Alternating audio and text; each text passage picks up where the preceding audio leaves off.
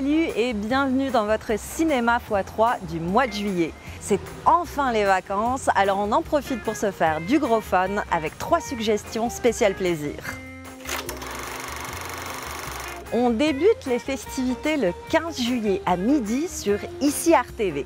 Partez la fan, installez-vous confortablement et laissez-vous entraîner par le crescendo diabolique de Whiplash de Damien Chazelle.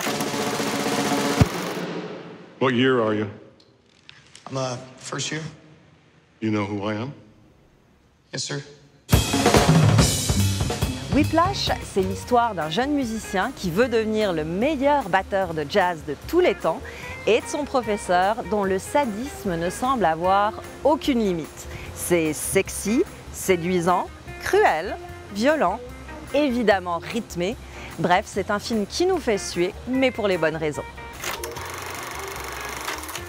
Dès le 20 juillet, on pourra profiter de l'air climatisé des salles de cinéma pour découvrir Don't Worry, He Won't Get Far on Foot.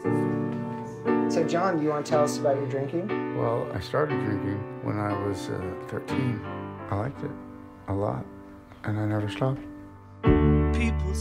Déjà, le titre est génial, mais en plus, c'est le retour de Gus Van Sant, le réalisateur américain qui depuis des années vivait une histoire d'amour avec la critique et le public, avec des films comme Jerry, Last Days ou Elephant, mais qui, avec son dernier Sea of Trees, s'était planté dans les grandes largeurs. Alors, est-ce que c'était une erreur de parcours? Est-ce que c'est une nouvelle tangente descendante pour le génial cinéaste?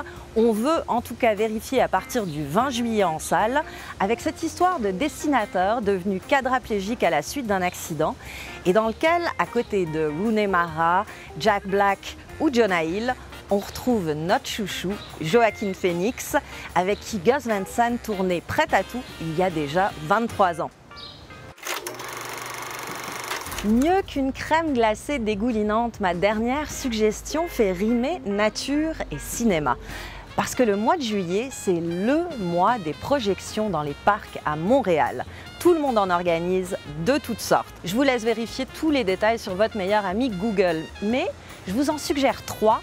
Prenez des notes et notez bien ces dates. Le 24 juillet au Parc La Fontaine, allez découvrir Victoria, une comédie française extraordinaire signée Justine Triet, un petit bijou de sophistication.